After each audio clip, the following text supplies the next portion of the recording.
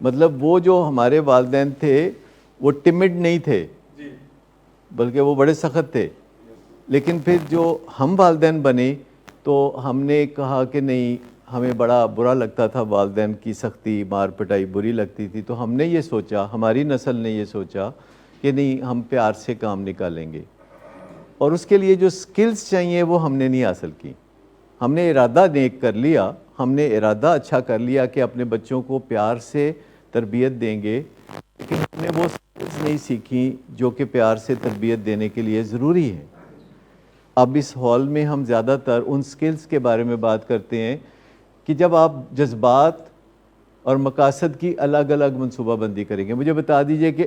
جذبات کی منصوبہ بندی کیا ہوتی ہے اور مقاصد کی منصوبہ بندی کیا ہوتی ہے؟ موڈ کا خیال رکھنا۔ لیکن اپنے جذبات میں ٹھیک رکھنا چاہتا ہوں، اس کی منصوبہ بندی کچھ اور ہوگی۔ اس کی منصوبہ بندی یہ نہیں ہے کہ میرا بچہ کہاں پڑھتا ہے، میرے جذبات اس بات پہ ڈیپینڈ نہیں کرتے کہ میرا بچہ کتنے نمبر لیتا ہے، میرے جذبات جو ہیں وہ اس بات پہ ڈیپینڈ کرتے ہیں کہ میں واک کرتا ہوں کہ نہیں، میرے جذبات اس بات پہ ڈیپینڈ کرتے ہیں کہ میں لڑائیاں جھگڑے کرتا ہوں لوگوں سے کہ نہیں کرتا، میرے جذبات اس چیز پہ ڈیپینڈ کرتے ہیں کہ میں رات کو وقت پہ سوتا ہوں کہ نہیں، میرے جذبات اس چیز پہ ڈیپینڈ کرتے ہیں کہ میں کھاتا کیا ہوں،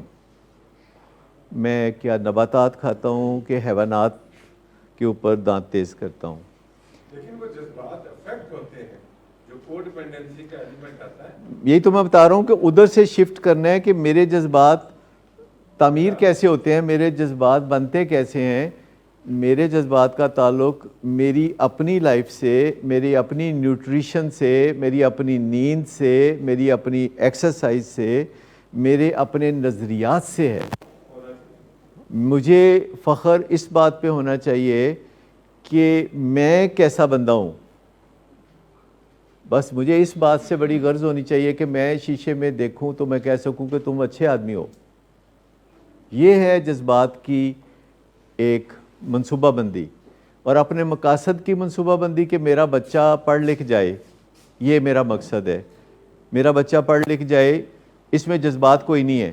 میرا بچہ پڑھ لکھ جائے گا، اپنے پاؤں پہ کھڑا ہو جائے گا، اور مجھے اچھی خبریں سننے کو ملیں گی، وہ اپنی بیوی کے ساتھ اچھی زندگی گزارے گا، اس کا کوئی کسی جگہ سے مجھے کوئی شکایت نہیں آئے گی۔ یہ منصوبہ بندی ہے اپنی اولاد کی پرورش کی منصوبہ بندی، کہ جب میں اس کو کسی لڑکی سے بیاؤں گا تو وہ روتی روتی یا اس کے والدین روتے روتے میرے پاس نہیں آئیں گے۔ یہ مقاصد ہے، اور اس کے لیے مجھے اپنے بچے کو ذمہ دار بنانا ہوگا، شروع میں ہی اس کو کام سونپنے ہوں گے، اس کی 4 میں سے 1 بات مانوں گا تاکہ اس کو تجربہ رہے کہ بات نہیں مانتے تو تب بھی کیسے اپنے آپ کو سیٹ رکھتے ہیں۔ اور اگر کوئی بچہ دودھ کے لیے بھی رو رہا ہے تو ماں کو بھاگ دوڑ نہیں کرنی چاہیے، اولمپک چیمپئن بننے کی کوشش نہیں کرنی چاہیے، آرام سے نارملی دودھ بنا کے تو اس کی خدمت میں پیش کر دینا چاہیے، بھاگ دوڑ نہیں کرنی چاہیے، ایمرجنسی نہیں ہے یہ، اس کو دودھ کے بغیر کچھ دیر رونے کے تجربے میں سے گزرنے دینا چاہیے۔ اسی طرح اور بھی چیزیں ہیں، میں نے دیکھا ہے کہ گھروں میں کھانا جو لوگ کھاتے ہیں تو جب وہ کھانے کا حکم صادر کر دیتے ہیں تو پھر بار بار وہ آرڈر جماتے ہیں کہ حالات کر ہویا کیوں نہیں، اور وہ کبھی نمک کی شکایت کرتے ہیں، کبھی مرچ کی شکایت کرتے ہیں، اور بالکل ان کا رویہ ہوتا ہے کہ کوئی اس میں وہ کمپرومائز نہیں کرتے کہ خواتین کو کہیں کہ نہیں، ٹیک یور ٹائم، آرام سے کر لیں۔ اور جب خواتین تیزیاں دکھا رہی ہوتی ہیں